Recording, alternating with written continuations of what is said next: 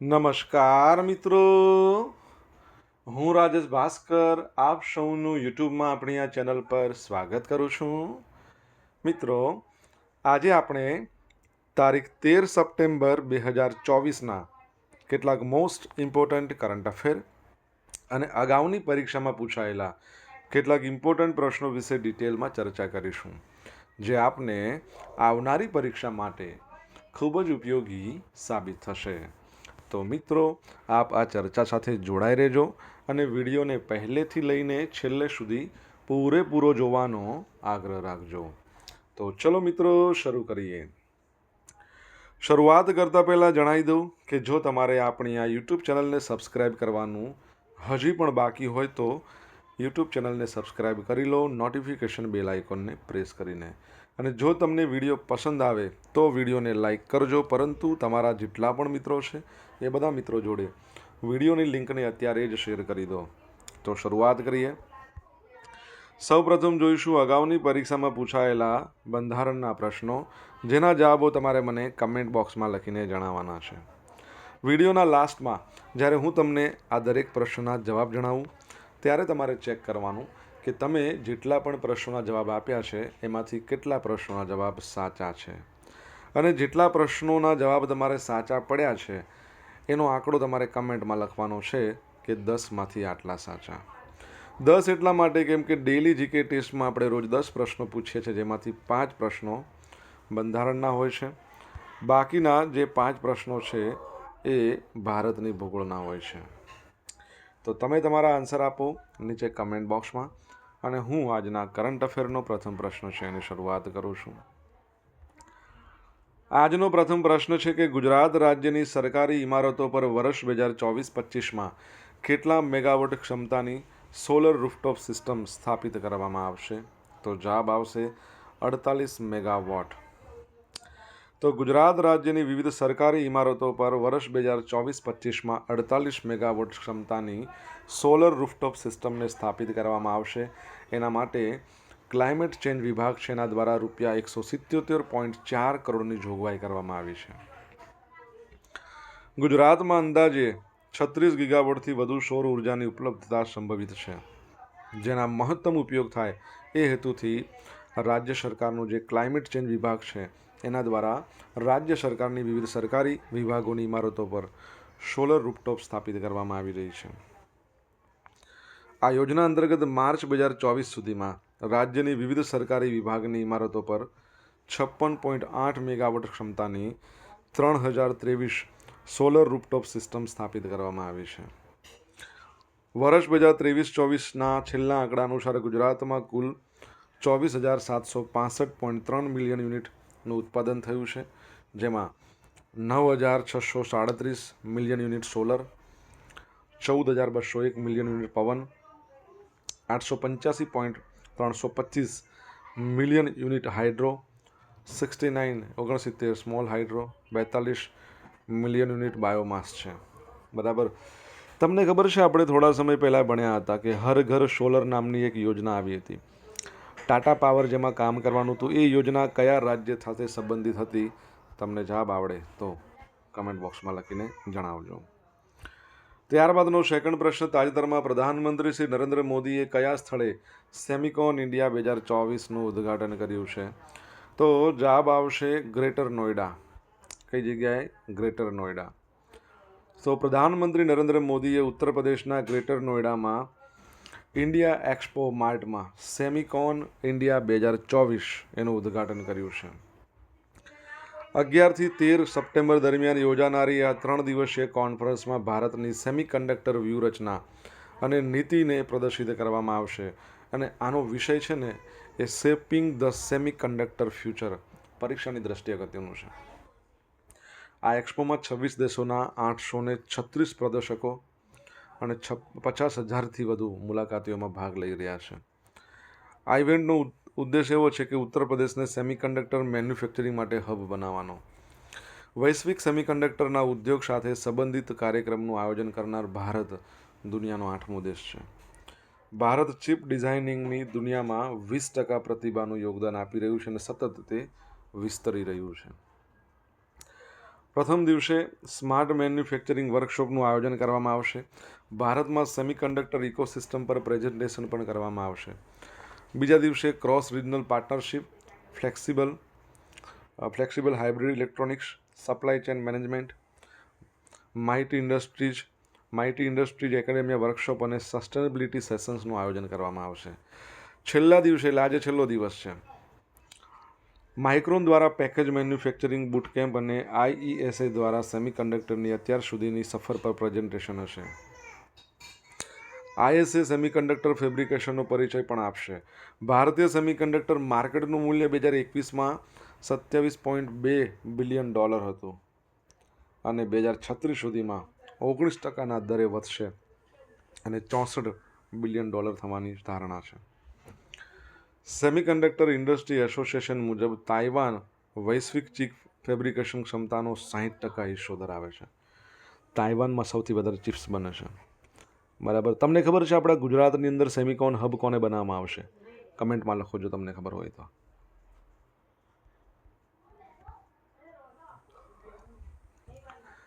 સત્તરનો જાદુ, 4નો જાદુ, નીતિ આયોગ, RBI, આ બધા શોર્ટ્સ છે, તમારે જોવાના બાકી હોય તો જોઈ લો. તમને પસંદ આવે તો લાઈક કરજો અને તમારા મિત્રો જોડે આ વિડીયોની લિંકને શેર કરજો. ચેનલ સબસ્ક્રાઇબ કરવાની બાકી હોય તો સબસ્ક્રાઇબ કરજો, નોટિફિકેશન બેલ આઇકોનને પ્રેસ કરીને. પાકિસ્તાનના સમુદ્રમાંથી વિશ્વનો ચોથો સૌથી મોટો ઓઇલ અને ગેસનો ભંડાર મળી આવ્યો છે. અહેવાલ એવું કહે છે કે ઓઇલ અને ગેસનો ભંડારની પુષ્ટિ એના માટે એક મિત્ર દેશના સહયોગથી આશરે 3 વર્ષ સુધી સર્વે કરવામાં આવ્યો હતો. સંબંધિત સંશોધનને પૂર્ણ કરવા લગભગ 42,000 કરોડ રૂપિયાનો ખર્ચ થશે. આ પછી તેને સમુદ્રના ઊંડાણમાંથી કાઢવામાં 4 થી 5 વર્ષનો સમય લાગશે. ભૌગોલિક સર્વેક્ષણથી પાકિસ્તાનને આ ભંડારના સ્થાનની ઓળખ કરવામાં મદદ મળી છે. હાલમાં જો વાત કરીએ તો વેનેઝુએલામાં સૌથી વધુ તેલનો ભંડાર છે, જ્યાં 34 લાખ બેરલ તેલ છે. અમેરિકામાં સૌથી શુદ્ધ તેલનો ભંડાર છે, જે આજ સુધી તેનો ઉપયોગ થયો નથી. ઓકે, પાકિસ્તાનની વાત કરીએ તો તમને ખબર છે પાકિસ્તાનના એક જ્વેલિન થ્રોઅર જેમને 92.97 મીટરના થ્રો સાથે ઓલિમ્પિકની અંદર ગોલ્ડ મેળવ્યો, એમનું નામ શું છે? એમને પાકિસ્તાનનો 2nd નંબરનો સર્વોચ્ચ પુરસ્કાર મળ્યો, એનું નામ, બંને નામ કહો. ચલો મિત્રો, વિડીયો પસંદ આવ્યો હોય, ભણવાની મજા આવી હોય તો વિડીયોને લાઇક કરો, તમારા મિત્રો જોડે શેર કરો. આપણી બંને યુટ્યુબ ચેનલ રાજેશ ભાસ્કર 2ને જો સબસ્ક્રાઇબ ના કરી હોય તો સબસ્ક્રાઇબ કરો, નોટિફિકેશન બેલ આઇકોનને પ્રેસ કરીને. જો તમારે ડેલી કરંટ અફેરની PDF જોઈતી હોય તો આપણી ટેલિગ્રામ ચેનલને જોઈન કરો, જેની લિંક વિડીયોની ડિસ્ક્રિપ્શનમાં આપી છે. અહીંયા તમને PDF તો મળશે, સાથે સાથે પોલ્સ પણ રમવા મળશે. તાજેતરમાં આયુષ્યમાન ભારત વીમો કેટલા વર્ષથી વધુ ઉંમરના લોકોને મળશે એવી જાહેરાત કરવામાં આવી છે. તો 70 વર્ષ. શું છે? 70 વર્ષ. તો તાજેતરમાં વડાપ્રધાન નરેન્દ્ર મોદીની અધ્યક્ષતામાં મળેલી કેન્દ્રીય કેબિનેટ બેઠકમાં એક મોટો નિર્ણય લેવામાં આવ્યો. હવે દેશમાં 70 વર્ષથી વધુ ઉંમરના દરેક વૃદ્ધને પ્રધાનમંત્રી જન આરોગ્ય યોજના આયુષ્યમાન ભારતનો લાભ મળશે. આયુષ્યમાન ભારત યોજના હેઠળ આ એક નવી કેટેગરી હશે, જે અંતર્ગત 70 વર્ષથી વધુ ઉંમરના દરેક વૃદ્ધને 5 લાખ રૂપિયા સુધીનો મફત સારવારની સુવિધા સાથે સ્વાસ્થ્ય વીમો આપશે. 6 કરોડ સિનિયર સિટીઝનને આ સુવિધાનો લાભ મળશે. આ યોજના હોસ્પિટલમાં દાખલ થવાના 3 દિવસ પહેલાં હોસ્પિટલમાં દાખલ થયાના 15 દિવસ સુધીના સમગ્ર ખર્ચને આવરી લે છે. તમને ખ્યાલ છે આજે આયુષ્યમાન ભારત જે યોજના છે એ યોજનાની શરૂઆત કયા વર્ષમાં થઈ હતી? જો તમને ખબર હોય તો કમેન્ટ બોક્સમાં લખીને જણાવી શકો છો. તાજેતરમાં ભારત અને કયા દેશ વચ્ચે સંયુક્ત સૈન્ય અભ્યાસ યુદ્ધ અભ્યાસ 2024ની 20મી આવૃત્તિ રાજસ્થાનમાં શરૂ થઈ? તો ભારત અને અમેરિકા વચ્ચે. ઓકે, તો રાજસ્થાનમાં મહાજન ફિલ્ડ ફાયરિંગ છે, ત્યાં ફોરેન ટ્રેનિંગ સેન્ટર આવેલું છે. ત્યાં ભારત અને અમેરિકા સંયુક્ત સૈન્ય અભ્યાસની 20મી આવૃત્તિ શરૂ થઈ હતી. આ કવાયત 22 સપ્ટેમ્બર સુધી ચાલવાની છે અને આ કવાયત 2004થી દર વર્ષે ભારત અને અમેરિકામાં યોજવામાં આવે છે. 600 જવાનોની ભારતીય સૈન્ય ટુકડીનું પ્રતિનિધિત્વ રાજપૂત રેજિમેન્ટની બટાલિયન દ્વારા કરવામાં આવ્યું છે. આ સંયુક્ત કવાયતનો ઉદ્દેશ સંયુક્ત રાષ્ટ્ર ચાર્ટરના પ્રકરણ 7 હેઠળ પેટા પરંપરાગત પરિસ્થિતિમાં આતંકવાદ વિરોધી કામગીરી હાથ ધરવા માટે બંને પક્ષોની સંયુક્ત લશ્કરી ક્ષમતાને વધારવાનો છે. બરાબર, તો આ યાદ રાખજો. તમને ખબર છે ભારતનો સૌથી મોટો સંરક્ષણ આયાતકાર અમેરિકા છે. કેટલા ટકાની આસપાસ તે આયાત કરે છે એ તમારે જણાવવાનું છે. અમેરિકાની વાત કરીએ તો રિસન્ટલી આપણે ભણ્યા હતા કે અમેરિકામાં અને વેસ્ટ ઇન્ડિઝમાં મેન્સ T20 વર્લ્ડ કપનું આયોજન થયું. ભારત વિજેતા રહ્યું, દક્ષિણ આફ્રિકા ઉપવિજેતા રહ્યું. અને બીજો પણ એક પ્રશ્ન બને અહીંથી કે T20 વુમન્સ વર્લ્ડ કપ એનું આયોજન પહેલાં જે બાંગ્લાદેશમાં કરવામાં આવવાનું હતું એ હવે UAEમાં કરવામાં આવશે. બરાબર, તો એ યાદ રાખજો. આઈ ડ્રોપ પ્રેસ વ્યૂને આપેલી મંજૂરી આગામી આદેશ સુધી પાછી ખેંચાઈ. મહારાષ્ટ્રની એન્ટોડ ફાર્માસ્યુટિકલના આઈ ડ્રોપ પ્રેસ વ્યૂને ડ્રગ્સ કંટ્રોલર જનરલ ઓફ ઇન્ડિયાએ આપેલી મંજૂરી આગામી આદેશ સુધી પાછી ખેંચી લીધી અને તેના વેચાણ ઉત્પાદન પર રોક લગાવી દીધી છે. આંખો પર ચશ્મા હટાવવાનો દાવો કરનારા કંપનીને ડ્રગ કંટ્રોલર પ્રેસ બાયોપિયાની દવા પાયલોકાર્પિન હાઇડ્રોક્લોરાઇડ 1.25ના નિર્માણને મંજૂરી આપી હતી. આ દવા વધતી ઉંમરને કારણે નજરની કમજોરીને ઠીક કરતી હોવાનો દાવો કરાયો હતો, પણ કંપની દ્વારા મીડિયા અને સોશિયલ મીડિયામાં એવો પ્રચાર કરાયો હતો કે આ ભારતના એવા પહેલા આંખના ટીપા છે જે ચશ્માની જરૂરિયાતને ખતમ કરી દેશે. બીજો પ્રચાર એવો કરવામાં આવ્યો હતો કે ચશ્મા વિના નજીકથી નજર પણ ઠીક થઈ જશે. જે દાવા કંપનીને કર્યા હતા તેના માટે તેની દવાને મંજૂરી નહોતી અપાઈ કે આ દવાઓને લઈને ક્લિનિકલ ટ્રાયલ કરાઈ હતી. બરાબર, તો કંપનીનું નામ હતું એન્ટોડ ફાર્માસ્યુટિકલ, મહારાષ્ટ્રની કંપની હતી, નામ હતું ડ્રોપ્સનું પ્રેસ વ્યૂ. બરાબર, તો આ યાદ રાખજો. ઓકે, આગળ વધીએ. મિત્રો, સોશિયલ મીડિયાના માધ્યમથી મારી જોડે તમે કનેક્ટ રહી શકો છો. મારું ઇન્સ્ટા આઈડી rajesh.i.bhaskar છે. મારું ફેસબુક આઈડી છે RI ભાસ્કર. અને જે ટેલિગ્રામ ચેનલ છે આપણી એ છે રાજેશ ભાસ્કર, જ્યાં ડેઇલી કરંટ અફેરની તમને PDF મળશે અને પોલ્સ પણ રમવા મળશે. જો તમને ભણવાની મજા આવી હોય તો વિડીયોને લાઇક કરો, તમારા મિત્રો જોડે એ વિડીયોની લિંકને શેર કરો. ચેનલ આપણી સબસ્ક્રાઈબ જો ના કરી હોય તો ફટાફટ સબસ્ક્રાઈબ કરો, નોટિફિકેશન બેલ આઇકોનને પ્રેસ કરીને. તાજેતરમાં કેન્દ્ર સરકારે કયા રાજ્યને નાગરિક સેવાઓમાં ટોચની સિદ્ધિ મેળવનાર શ્રેણી માટે સન્માનિત કર્યું છે? તો મિત્રો જવાબ આવશે મધ્યપ્રદેશને. કોને? મધ્યપ્રદેશ. તો કેન્દ્ર સરકારે બિઝનેસ રિફોર્મ એક્શન પ્લાન 2022 એના સફળ અમલીકરણ માટે મધ્યપ્રદેશને નાગરિક સેવાઓમાં ટોચની સિદ્ધિઓની શ્રેણીમાં સન્માનિત કર્યું છે. કેન્દ્રીય વાણિજ્ય મંત્રી છે જેમનું નામ છે પિયુષ ગોયલ. એમણે નવી દિલ્હીમાં આયોજિત એક કાર્યક્રમમાં મધ્યપ્રદેશના ઔદ્યોગિક નીતિ અને રોકાણ પ્રોત્સાહન વિભાગના અગ્ર સચિવ છે જેમનું નામ છે રાઘવેન્દ્ર સિંહ, એમને આ સન્માન આપ્યું હતું. મધ્યપ્રદેશ રાજ્યના વિવિધ વિભાગો જેમ કે શ્રમ સેવા પોર્ટલ, ઇન્વેસ્ટ પોર્ટલ, ઈ મ્યુનિસિપલ, RCMS, સાયબર તહેસીલ સંપદા, MPE જિલ્લા એના દ્વારા અમલમાં મૂકવામાં આવેલ ઓનલાઈન પોર્ટલ પર ઉપલબ્ધ સેવાઓના મૂલ્યાંકનને આધારે આ એવોર્ડ આપવામાં આવ્યો છે. મધ્યપ્રદેશનું કેપિટલ ભોપાલ છે. એના CM છે, શું નામ છે? મોહન યાદવ. ગવર્નરનું નામ તમારે કહેવાનું છે. હાઈકોર્ટ એની આવેલી છે જબલપુરમાં, તો એ યાદ રાખજો. મધ્યપ્રદેશનું ઇન્દોર છે ને એ સ્વચ્છતા સર્વેક્ષણમાં નંબર 1 આવે છે. લાસ્ટ યર તમને ખબર હોય તો સ્વચ્છ વાયુ સર્વેક્ષણમાં પણ નંબર 1 હતું, પરંતુ આ વખતે સુરત છે એ સ્વચ્છ વાયુ સર્વેક્ષણમાં નંબર 1 પર છે. તો એ ખાસ તમારે યાદ રાખવાનું છે. સૌથી વધારે વાઘ મધ્યપ્રદેશમાં છે, સૌથી વધારે દીપડા મધ્યપ્રદેશમાં છે, સૌથી વધારે જંગલ વિસ્તાર એ પણ મધ્યપ્રદેશમાં છે. સાંચી છે એ આપણા ભારતનું પ્રથમ સોલર સિટી કહેવાય છે, જે પણ મધ્યપ્રદેશમાં આવેલું છે. તો એ પણ તમારે યાદ રાખવાનું છે. આગળ વધીએ.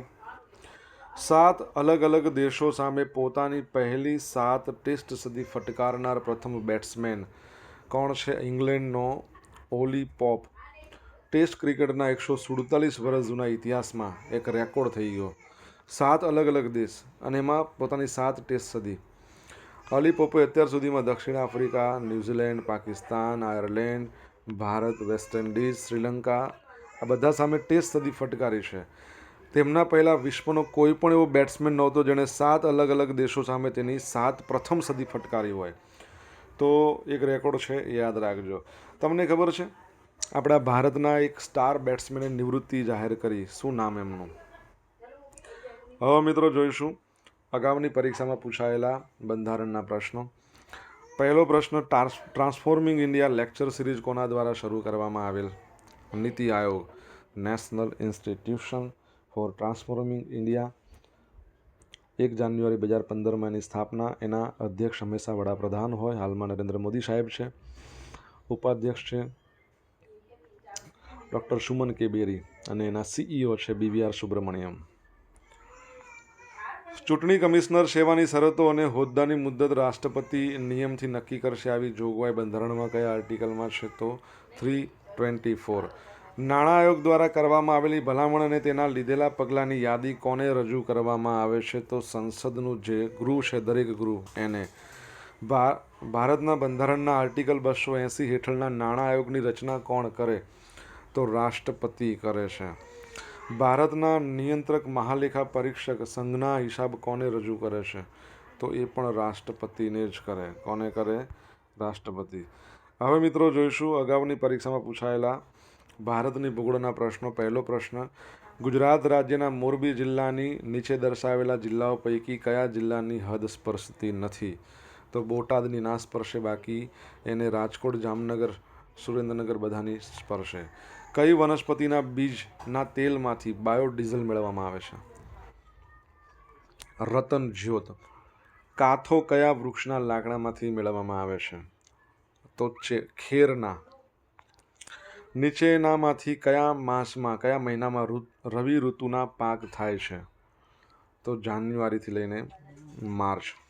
કુલ ભૌગોલિક વિસ્તાર અને તે પૈકીનો વન વિસ્તાર ધ્યાનમાં રાખીને ટકાવારીની દ્રષ્ટિએ કયા જિલ્લામાં વન વિસ્તાર છે એ સૌથી વધુ છે? આપણા ગુજરાતમાં ડાંગ. બરાબર છે. બાકી કચ્છમાં. હવે જોશું ગઈકાલે પૂછેલા પ્રશ્નના જવાબ. પહેલો પ્રશ્ન, રેમન મેગ્સેસે એવોર્ડની સ્થાપના કયા વર્ષમાં? 1957. ગ્રીન બિલ્ડિંગ પ્રમાણપત્ર પ્રાપ્ત કરનાર ગુજરાતની પ્રથમ યુનિવર્સિટી કઈ બની છે? શ્રી ગુરુ ગોવિંદ સિંઘ યુનિવર્સિટી. હવે આજે પૂછેલા પ્રશ્નોના જવાબ જોઈ લઈશું. પહેલો પ્રશ્ન એવો પૂછ્યો હતો કે હર ઘર સોલર યોજના ઉત્તર પ્રદેશ રાજ્યમાં, અને એ પણ ટાટા પાવર શરૂ કરશે. ગુજરાતનું સેમિકોન હબ કોને બનાવવાનું છે? ધોલેરા. ત્રીજો પ્રશ્ન છે કે પાકિસ્તાનના જે જ્વેલિન થ્રોવર છે એમનું નામ શું? તો અરશદ નદીમ એમનું નામ છે. એમને પાકિસ્તાનનો સર્વોચ્ચ, 2nd નંબરનો સર્વોચ્ચ નાગરિક સન્માન આપવામાં આવશે, હિલાલ એ ઇમ્તિયાઝ. હિલાલ એ ઇમ્તિયાઝ. બરાબર. 5મા નંબરનો પ્રશ્ન, આયુષ્યમાન ભારત યોજનાની શરૂઆત 2018માં ઝારખંડના રાંચીથી. 9મા નંબરનો પ્રશ્ન, ભારતનો સૌથી મોટો જે સંરક્ષણ આયાતકાર અમેરિકા છે, 50% કરતાં વધારે અમેરિકા લઈ જાય છે બધું. અચ્છા, 5મો પછી 6ઠ્ઠો આવશે ને? 6ઠ્ઠો હતો. 7મા નંબરનો પ્રશ્ન શું હતો કે મધ્યપ્રદેશના ગવર્નરનું નામ છે મંગુભાઈ પટેલ. Madhya Pradesh MP Mangubhai Patel MP. 8મા નંબરનો પ્રશ્ન, રિસન્ટલી આપણા સ્ટાર બેટ્સમેન શું નામ છે તેમનું? શિખર ધવન. તો શિખર ધવન છે, એમણે નિવૃત્તિ લીધી છે. ગબ્બર તરીકે તેઓ જાણીતા છે. તો એ તમે યાદ રાખજો. હવે મિત્રો જોઈશું ગઈકાલના કરંટ અફેરમાંથી પૂછેલા કેટલાક ઇમ્પોર્ટન્ટ પ્રશ્નો, જેના જવાબો તમારે મને કમેન્ટમાં લખીને જણાવવાના છે. પહેલો પ્રશ્ન, ગુજરાતમાં કયા સ્થળે ગ્લોબલ રીઇન્વેસ્ટ મીટ 2024 યોજાશે? વડાપ્રધાન નરેન્દ્ર મોદી એમાં ભાગ લેવાના છે, ઉદ્ઘાટન કરવાના છે. જો તમને જવાબ આવડતો હોય તો કમેન્ટ બોક્સમાં લખજો. સેકન્ડ પ્રશ્ન, તાજેતરમાં કયા દેશે બાળકોના સોશિયલ મીડિયાનો ઉપયોગ પર પ્રતિબંધ મૂકવાની જાહેરાત કરી છે? ભારતે પણ આવું જાહેર કરવું જોઈએ. તો જવાબ તમને જો આવડતો હોય તો તમારે કમેન્ટ બોક્સમાં લખીને જણાવવાનો છે. તો મિત્રો, આ હતા આજના દિવસના કેટલાક મોસ્ટ ઇમ્પોર્ટન્ટ કરંટ અફેર. સાથે આપણે જોયું અગાઉની પરીક્ષામાં પૂછાયેલા ઇમ્પોર્ટન્ટ પ્રશ્નો. ઇમ્પોર્ટન્ટ પ્રશ્નો એના જવાબો પણ જોઈ લીધા.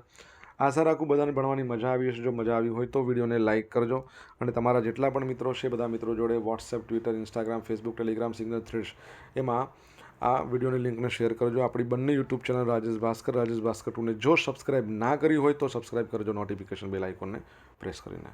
તો મિત્રો thank you so much for watching this video. Have a nice day. જય હિન્દ, જય ભારત.